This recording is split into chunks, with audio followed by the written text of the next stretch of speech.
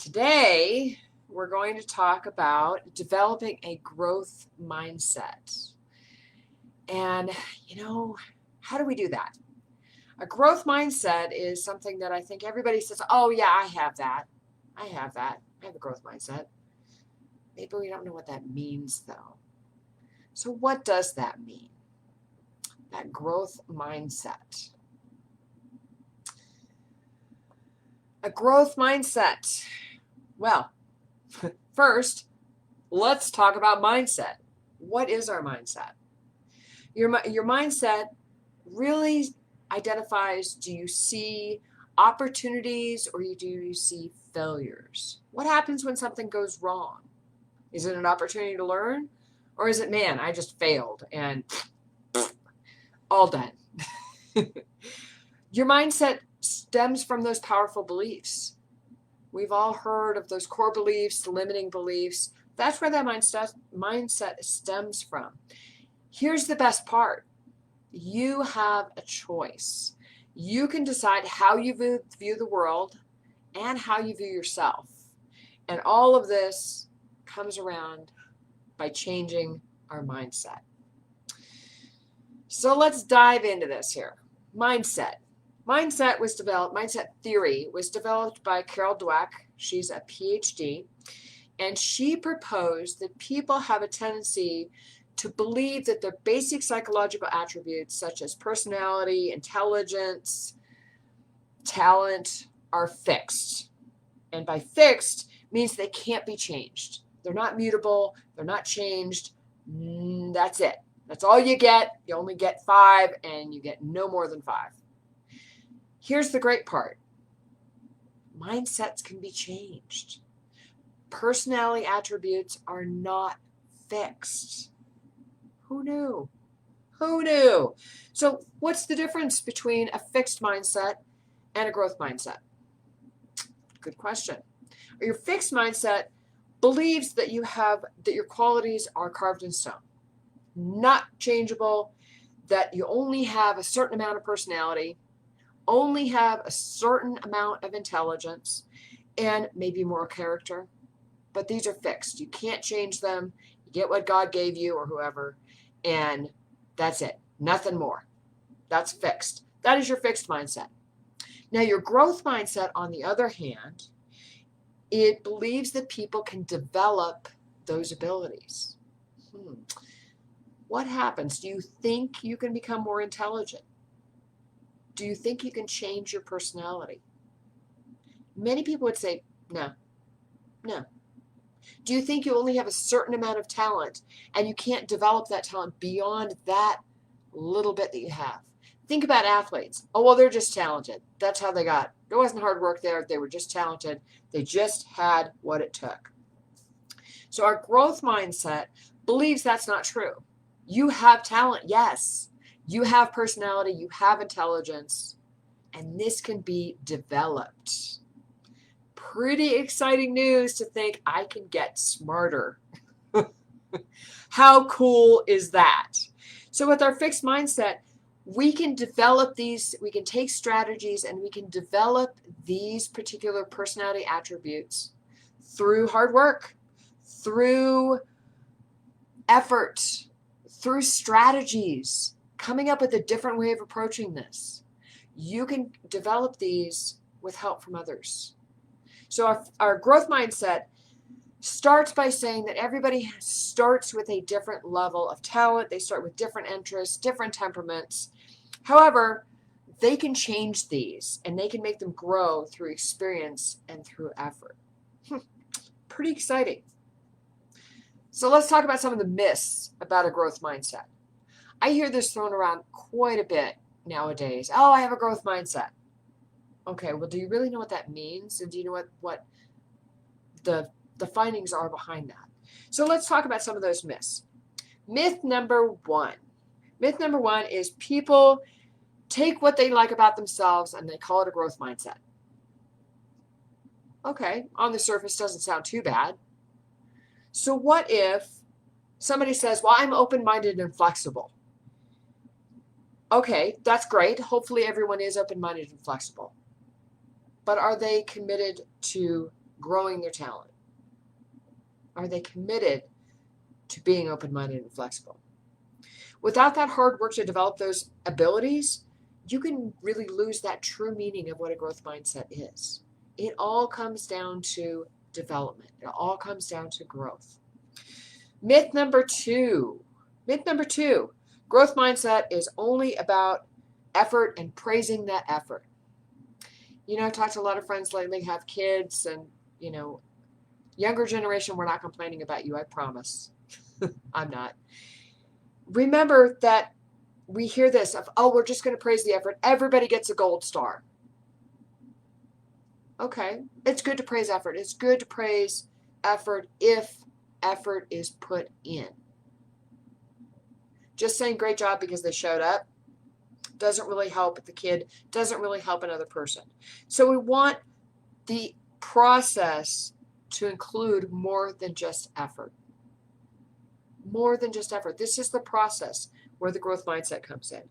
So we want to try new strategies. We want to work harder, and we want to appreciate that hard work. So instead of just offering praise for effort, what if we offer praise for hard work, for new strategies, for seeking input from others? Man, there's a process. Another pitfall, again, is praising that effort that's not there. Maybe someone puts in, just does a half-assed job, and we give them that praise for our consolation prize. You didn't really try, you didn't really work at it. We're going to praise your effort. But that myth is saying that growth mindset is praising effort. It's not true. It's a myth. So instead, we want to figure out why that effort isn't effective. It's great to put in effort, but we also want to make sure that we're looking for new resources and new strategies within ourselves, but also as we're helping others. We can help other people develop a growth mindset too. Amazing. We can praise the process, but then let's tie it to the outcome. We have process, but then what's the outcome of your process? Even if you didn't accomplish or achieve the goal that you set out to achieve, you made some progress. So we want to praise that progress.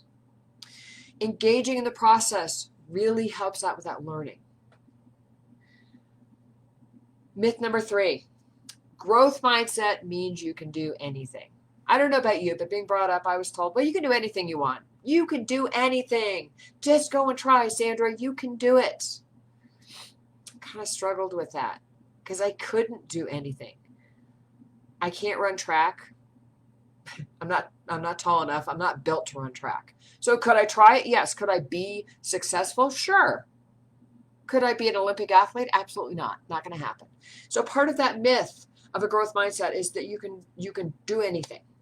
A common belief is that saying that supports exploring potential. We want to explore that potential, but it then builds that enormous promise of completion, and that promise of completion is really hard to overcome. If you're told that you can do anything and then you fail, you don't hit that mark, man, well, I guess I can't do anything. We flip it around, and that pushes us right back into that fixed mindset. Here's the thing. Sometimes we're in a growth mindset. Sometimes we're not. So something I've observed in myself is there are certain areas and certain environments that I absolutely have a growth mindset. I think, well, what are the possibilities? Where could I go with this? What could I do with this? There's other areas that I'm like, nope, that's just how it is. Interestingly enough, the more I study growth mindset, the more I hear myself say, well, no, that's just how it is. And I stop and say, is it? Is it? Shifting from a growth mindset to a fixed mindset and then back. When we notice that we're in a fixed mindset, our goal is to identify what is triggering that. Usually there's a fear, the situation, or an event that's happened, could be ourselves or other people, that tell us that our abilities are fixed. Okay, being told that your abilities are fixed can shift you back into that fixed mindset. Okay, I can't get any better. I only have so much talent. I only have so much intelligence. Here's the thing, though. As soon as we identify that we have that fixed mindset, we can shift out of that and say, what are the possibilities? Where can I go with this? What is a different strategy I can try? We want to look at what situations and events place us into that fixed mindset. What is the judgment that we're giving ourselves or that someone else is giving us? Look, I like to say this. Are we shoulding all over ourselves or is someone else shoulding all over us? Should not. Puts us into that fixed mindset. So let's talk about, we've talked about fixed mindset. How do we shift into a fixed mindset? What pushes us, triggers us there? How do we shift back into that growth mindset? Here's some great ways to cultivate a growth mindset. Be able to shift it in gear, engage yourself, and explore the possibilities. First one is your own attitude. Cultivating a growth mindset, stop, take a look at your attitude. Once you develop a growth mindset, own it. Be okay with that. Be like, yep, I have a growth mindset. Sometimes I have a fixed mindset. I'm good. Acknowledge yourself as someone that has the potential to grow. That's the premise and the foundation of a growth mindset, is that you have the potential.